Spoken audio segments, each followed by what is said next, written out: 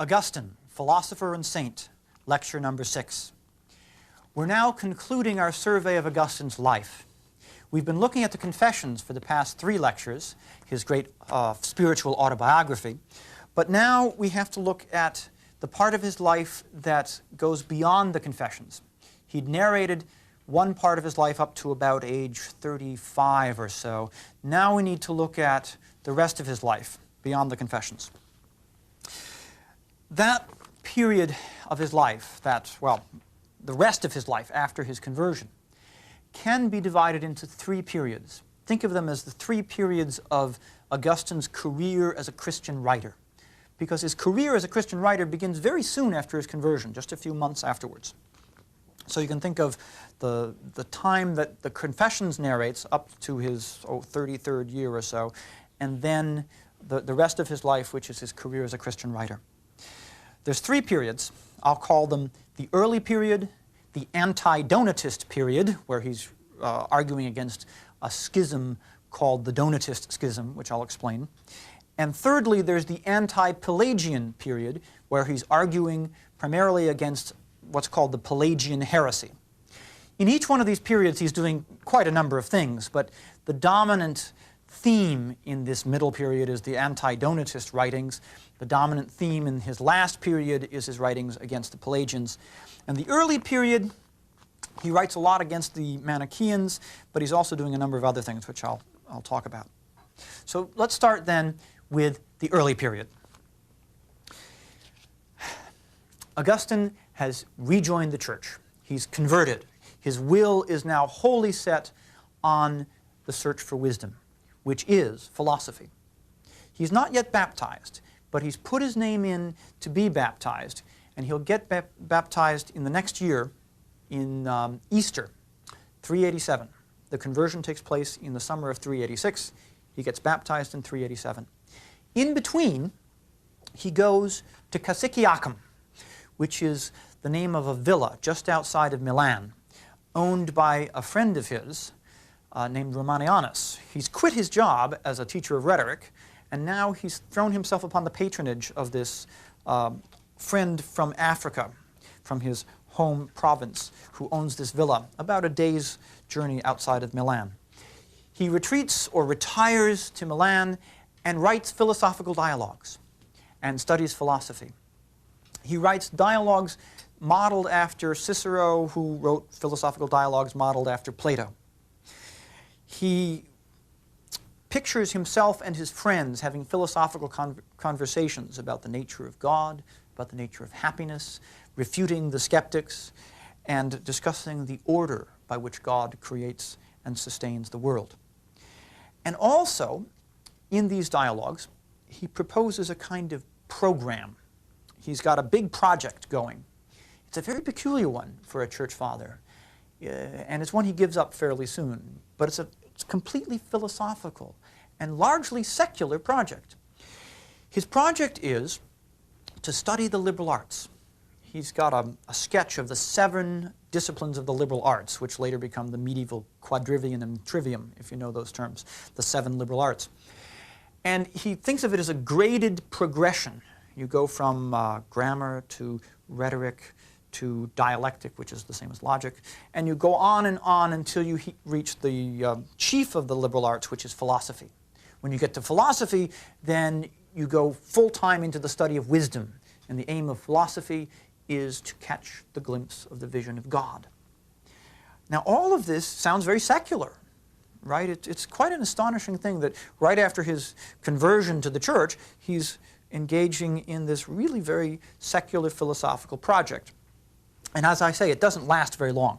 But he's even going to write textbooks on the 7 liberal arts. He's going to write textbooks on grammar, rhetoric, dialectic. He writes a long book on music, which is actually the discipline of poetic meter, de musica. Music in Latin means the discipline of poetic rhythm. And he wrote a long treatise on how poetic rhythm reflects the eternal numbers of the intelligible world. Right?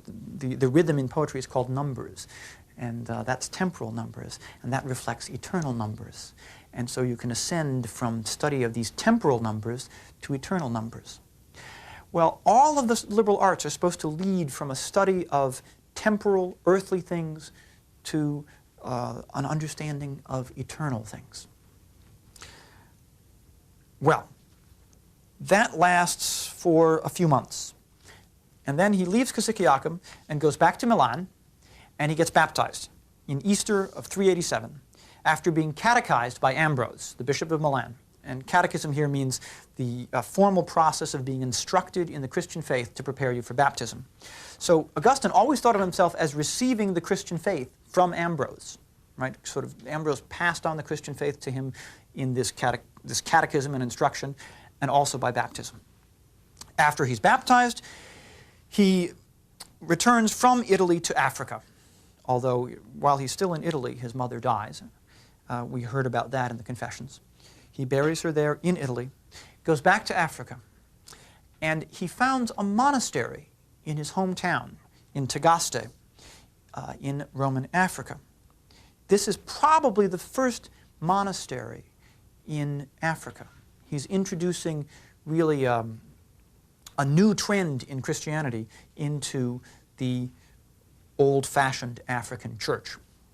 The monastic movement was a new movement at this time, especially in the West. So Augustine is an innovator. He is, in fact, bringing a sophisticated new form of Christian thought into the Bible Belt. It's like he went off to New York, right, to the Big Apple, got involved in some sophisticated circles of thought, and now he's back in Arkansas, right? He's back with his old friends among the fundamentalists, these Catholic fundamentalists, authoritarian Christians, and he is the big, sophisticated philosophical Christian. But he's no longer the kind of snot-nosed kid who's always trying to show he's smarter than other people. He is, in fact, a big hit in the African church because in Italy he started to write treatises against the Manichaeans, the heretical group that he had joined as a youth. He knew all about the Manichaeans from the inside. He was just the person to write treatises against them and refute them from a Catholic viewpoint. And he used his Platonistic philosophy to refute them. And we've seen a little bit of that when we studied Book 7 of the Confessions, where Platonism was the great philosophical alternative to the Manichaean materialism. So he brings this Christian Platonism into Africa. He uses it to refute the Manichaeans. And meanwhile, the African church, the priests and bishops of Africa, are very impressed with this young man. They think he is hot stuff. So he's no longer the disagreeable snot-nosed kid. He is now the rising star of the African church. And as a result, the African church wants him. And that changes his life. Because one day, Augustine is visiting the town of Hippo. He leaves Tagaste for a few days, where he has his monastery, and he goes to visit Hippo on the seacoast. And he's in church on a Sunday, and the bishop of Hippo, who is preaching at the chief church there in Hippo, notices that Augustine is in the crowd, right? Augustine, this hotshot, rising Christian star, this very bright Orthodox Catholic who writes such good treatises against the Manichaeans. And the bishop starts talking about how the church needs talent like that, right? The African church really needs bright, smart young men who can lead the church against the heretics. And suddenly, all eyes turn to Augustine. Everybody looks around, and, well, the long and the short of it is, they grab him. The congregation grabs him and pushes him up front to the church, and right there and then he gets ordained as a Catholic priest, or a presbyter, as they called it back then. He was ordained as a priest quite against his will. He wasn't intending to become a priest. This is quite different from his conversion. Remember, his conversion, he wanted to love God with his whole heart, mind, and strength. He chose to love God with his whole heart, mind, and strength, but he had this conflict of will, and his two wills were fighting each other. But finally, the will that he wanted to win won. But now, in North Africa, he's getting ordained as a Catholic priest quite against his will. This is not what he wanted. He wanted free time to study philosophy. He quit his job as a teacher of rhetoric so that he could have the free time to write philosophical dialogues and discuss philosophy with his sophisticated Christian friends. And now he's got a job where he's going to have to teach illiterate, fundamentalist African Christians about the gospel of Christ. He's no longer going to have the free time to write these sophisticated philosophical dialogues. He's going to have to spend his time teaching illiterate Catholics about the Bible. He's no longer a philosopher, he's a Bible teacher. He didn't intend that, but it changed his life, perhaps even more dramatically than his conversion did. Because of this ordination, right, this forced ordination as a priest against his own will, he became what we call a church father. All the great Catholic treatises, the treatises about Christian doctrine, and most of the treatises against the heretics, which became very important in his doctrine of grace, were all written after this ordination. And probably most of them would never have been written if he hadn't become a priest and then later a bishop against his will. That changed his life, and his will had nothing to do with it. Well, that initiates the early period of Augustine's career. His philosophical period more or less comes to an end soon after the ordination because he just doesn't have time for philosophy. And he starts writing a series of treatises against the Manichaeans. And he also does finish up a couple of treatises on Christian Platonism, including a very deep treatise on Christian Platonism called On True Religion.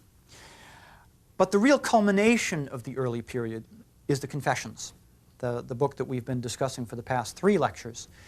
That's something that Augustine writes when he's about 45. He finishes it near 400 AD, looking back on his whole previous life. It sort of closes that chapter of his life, the early period, I've been calling it. And meanwhile, at about the same time, he's writing another treatise called On Christian Doctrine, which opens up the rest of his life. It's really the kind of theoretical foundation for the Catholic treatises that he will write about Christian doctrine for the rest of his career in his second and third periods. So those two treatises, the Confessions and On Christian Doctrine, are the sort of doorway. The Confessions looking backward to his previous career, On Christian Doctrine looking forward to his career as a Christian teacher. And that's basically what takes the place of this notion of the liberal arts. Remember that the liberal arts were the way to ascend to wisdom in his early philosophical dialogues. He called them the liberal disciplines, disciplina. Well, now, as a Catholic teacher, it's not liberal disciplines that are the road to God, but Catholic doctrine. So disciplina gets replaced by doctrina. The liberal arts get replaced by Christian teaching. Christian teaching now is the road to wisdom, not the liberal arts. The old philosophical program basically dries up because he doesn't have time for it. He is a Christian teacher, and On Christian Doctrine is the treatise that gives him the theory upon which, based on which he will teach his congregation the truths of the Christian faith. So, about the time he finishes up with the Confessions and On Christian Doctrine, he enters into a new dispute. It's actually a very old dispute, but he throws himself into this dispute in a new way, full time, really. It's the dispute with the Donatists. This is really what I've been calling the second period of Augustine's working career. Now, in this second period and the third period, he'll also be writing some very, very long treatises, the treatise on the Trinity and on the City of God. Those take him years and years and years to finish. They don't fit this neat little chronology very well. They don't fit the periods. But aside from those huge treatises, most of Augustine's work in this second period did focus on refuting the people he calls the Donatists. The Donatists are a schism, not a heresy. They are a group of people, or a church really, who teach the same teachings that the Catholic Church teaches. But they're separated from the Catholic Church because they think the Catholic Church did something wrong. The Donatists are strictly an African group. They're an African church which basically said the rest of the Catholic Church has contaminated itself. The rest of the Catholic Church is not the true church. quite a strange thing to say. There's a little sect in Africa saying all the rest of the world is full of a Catholic Church that isn't really the Church. We're the only true Church. They broke off from the Catholic Church because they thought it was impure. Because way back in the days when the Romans were persecuting the Christians, which was now almost 100 years ago, one of the things that the Romans did was come to the churches and say, you have to give us your sacred books. And some of the Catholic priests and some of the bishops did hand over the sacred books to the Roman authorities. The Latin word for handing over is tradere, and the people who did this were called traditores, people who hand over. So they basically caved in to the persecutors, and thus they were like a stain upon the life of the church. They were a pollution, right? They'd given in to the Antichrist, to the enemy. So as a result, say the Donatists, all these Catholic priests and bishops have contaminated the church in the following way. Every bishop has to ordain his successor, the next bishop, right? Every bishop in the church has to be ordained by a previous bishop, and so on, right? There's this whole succession of bishops. One bishop ordains the next, and each bishop is ordained by his predecessor, right? There's this whole succession. The Donatists said that because the Catholic Church has these traditores in its bishop's office, the Catholic bishops are no longer true bishops. Because all these Catholic bishops now in 400 AD have been ordained by bishops who are traditores. And the bishops who are traditores cease to be true Christians, cease to be true bishops, and they can't therefore ordain any other bishops. So none of the Catholic bishops are really bishops. And none of the Catholic priests are really priests, because they were ordained by these Catholic bishops, right? This contamination has spread as history goes on, because the continuity of the church depends on this act of one bishop ordaining his successor and passing on his episcopal office, the office of a bishop, to his successor. And that doesn't work anymore because the traditores have fouled it all up. So the Catholic Church is no longer really a church. Catholic bishops are not really bishops. Catholic priests are not really priests. And, most decisive of all, the Catholic baptism is no longer a real baptism, because the baptism is administered by the priest, and the priest isn't really a priest because the bishop isn't really a bishop, so Catholic baptism is not baptism. If you're baptized as a Catholic anywhere in the world, you're not really baptized. You really haven't had a Christian baptism. The only place to find Christian baptism, says the Donatists, is in our church, the Donatist Church. So you can see what a challenge this poses to the Catholic Church in Africa. Well, let me tell you a little bit about the history, the later history of this controversy. What ended up happening is in 411 AD, still while Augustine was alive and working very hard, they had a conference at Carthage, which is the chief city in Roman Africa. Augustine was there leading the Catholic side. The Catholics came, Catholic bishops that is, and so did the Donatist bishops. And by this time, Augustine was a bishop, right? He was ordained priest back in that forced ordination, but fairly soon the bishop of Hippo died and Augustine became bishop. So Augustine's a bishop. He and the other Catholic bishops go to Carthage, and they have a big debate with the Donatist bishops in this conference at Carthage in 411. But it's not just a nice academic debate. It's presided over by an imperial representative. That is, a representative of the Roman emperor who is a Catholic. That is, the emperor is a Catholic, the imperial representative is a Catholic. Guess who wins the debate, right? The Catholics win. Now, Augustine's arguments were pretty powerful, and the Catholic side probably did win on points in the debate as well. And at any rate, the outcome is that the Donatist Church is officially suppressed. That is, the Roman Empire uses political means and legal means to outlaw the Donatist Church. Donatists are fined, and the Donatists' property, especially their churches, are confiscated, so that basically they become, well, illegal. There's no bloodshed, right? It's not like the Donatists are executed or there's capital punishment for them or anything like that. but they are officially made illegal. The political and legal authority of the Roman Empire is against the Donatists. So there's official sort of political suppression of this church. And the sad thing is, and the uncomfortable thing is, that Augustine provides the theoretical rationale for the suppression of the Donatist church.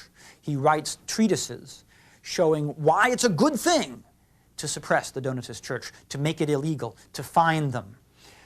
This is one of those parts of Augustine's career as a Christian writer that we could wish didn't happen. Because when Augustine does something, he doesn't do it by halves. Augustine provides a very powerful rationale for suppressing the Donatists. After all, Augustine knows all about free will. He's one of the great philosophers of free will. So he knows that you cannot compel someone to change their mind. You cannot externally compel the Donatists to become Catholics. You can't change their hearts by coercing them externally. Augustine knows all about that. So he's not stupid enough to say, oh, well, if we fine them, we'll change their minds. If we assess them a fine, then that'll change their hearts. He knows that's not true. But he provides a sophisticated argument showing, look, let's just make it a little harder to be a Donatist. Let's make it so that it's not so easy to be a Donatist. It has a cost. And maybe if you're only a half-hearted Donatist, the cost of being a Donatist, the fines and the confiscations, will persuade you to be a Catholic. One of his favorite sayings for this comes from one of the parables of Jesus. Compel them to come in. That is, drag their carcasses into the walls of the church, inside the walls of the church, that phrase again. Drag them inside the walls of the church and make them hear the gospel of the Catholic Church. We can't force them to believe in it, but at least we can give them the opportunity to hear it, and maybe they'll change their minds. Of course, they won't all change their minds. We can't compel them to change their hearts, but we can compel them to get inside the physical building of the church where they're going to hear the Catholic teaching, and we can make it hard for them to stay in the Donatist church, and some of them will think twice about it, and some of them will come back to the Catholic Church. And I suppose some of them did for that reason. He really thought of it as a kind of harsh medicine for the Donatists, right? This is the medicine they need to get them thinking about getting back to the true church. It's a regrettable argument. Now, mind you, it's not an argument for killing heretics and burning them and all that sort of stuff. Augustine never envisioned anything like that. But it is an argument for using political power to suppress a religious movement. And it's a very good argument, right? That is, it's a sound, well, it's a tight, logical argument for why you should suppress people like that. And that's the sad thing about it, is it's such a good argument, logically speaking. But Augustine was good at that. That's why they wanted him in the African church. Now, let me briefly introduce you to the issues in the Donatist controversy, because this will be very important for Augustine's theory of the sacraments. One of the issues is the purity of the church. Remember, the Donatists said that the Catholic Church was tainted, impure, fouled up by these traditores. The true church is pure, untainted, said the Donatists. Augustine's response is, well, no, the true church has sinners in it. The true church is not perfect. Not yet. It will be. Right? In heaven, it'll be perfect. But on earth, you can't expect a pure church. You've got to have a church that allows for people who are imperfect. Right? Now, there's a nice argument. Right? If that's the only argument Augustine made against the Donatists, we'd be happy. Most of us, I think. Second issue, the unity of the church. What is it that makes the church one church? Remember what the Donatists had done. They'd become a little sect. They said, the whole church throughout the world is a false church, except for us here in Africa. Right? Well, what about all those other Christians? Don't we belong together in one church? What about them? You can't just sort of separate yourself from the rest of the church that way, Augustine argues. And the unity of the church is not based on the purity of its doctrine or the purity of its bishops. It's based on love. What binds the church together is love. Because, as always, love unites. Love is a force that unites you to what you love. The church is bound together by love. And what the Donatists have sinned against in separating from the Catholic Church, they've sinned against love. They've refused to join in the love which makes the church one. And then the third issue, after the purity of the church and the unity of the church, is rebaptism. It's a key issue for the Catholic Church at this point. If a Donatist does come back to the Catholic Church, should you rebaptize him? Right? He's been baptized in the Donatist Church.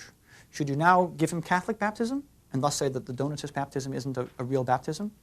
But if you do that, then you're saying just what the Donatists say about the Catholics. And really, you're adopting their theory of baptism. Right? So if the Catholics choose to rebaptize Donatists who join the Catholic Church, they're basically adopting a Donatist theory about baptism. That is a real problem, and Augustine's solution to that problem is crucial for his theory of the sacraments, and we'll get back to that in a later lecture. Finally, we need to get on briefly to the third period of Augustine's career as a Christian writer, which we'll spend about 3 lectures on in the next few lectures. This is the anti-Pelagian period. In this period, Augustine refutes not a schism, but a heresy, the Pelagian heresy.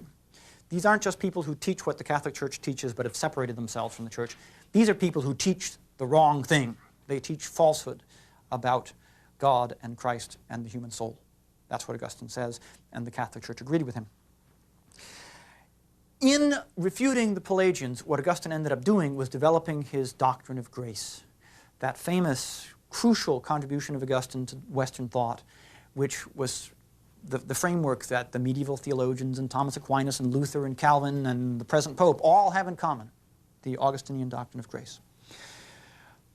This was how he fought against Pelagius and his followers. Pelagius was a British monk who, he founded this heresy, although his theology is probably not as bad as later Catholics made it out to be. But he still gets the credit or the blame for this theology called Pelagianism. The basic idea of Pelagianism, according to its opponents, is that you don't really need help from God in order to be a good person. After all, God gives us all the help we need by giving us the law, by telling us what to do. God tells us what to do, and we have free will, so we can do it, right? Right? You follow God's rules, and you get to heaven when you die because God rewards you for following the rules. That's all there is to it.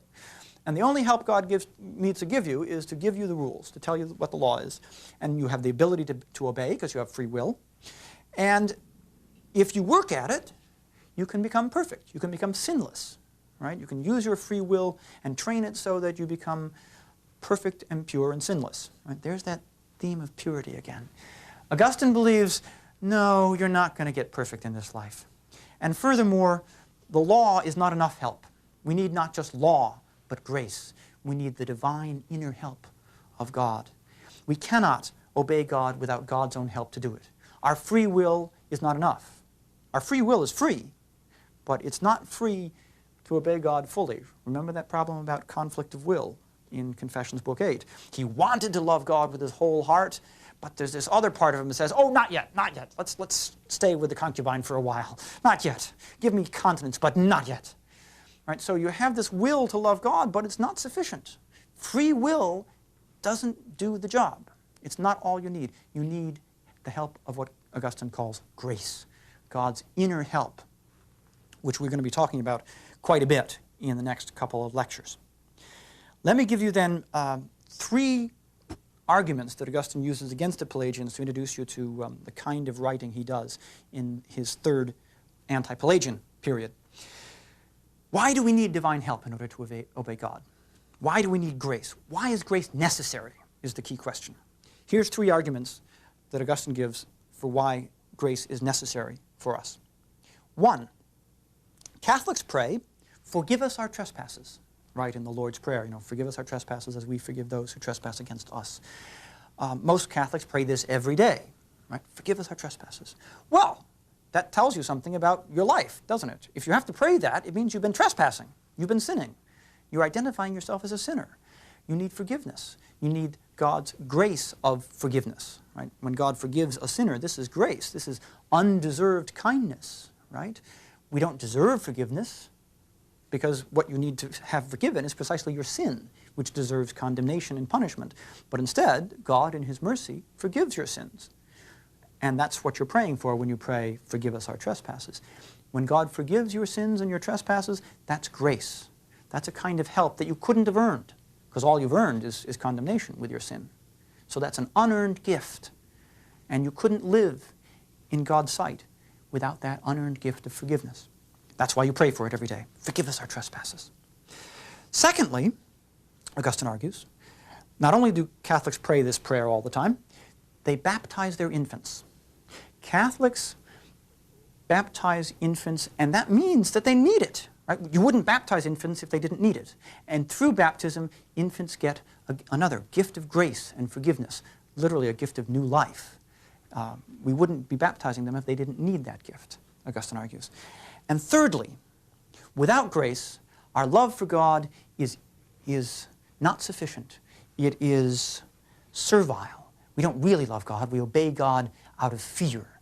Right? We obey God's rules because we're afraid if we don't obey the rules, He'll punish us. We don't obey the rules because we love God. And what we need to do to really obey God is to love Him with our whole heart, mind, and strength. How can we do that? Our free will is not sufficient. God needs to help us there. If we just obey out of fear of getting punished for breaking the rules, then we are on the way to damnation. We need to love God. And that gift, that love for God, is a gift of God Himself. That's grace. We'll talk about it next time.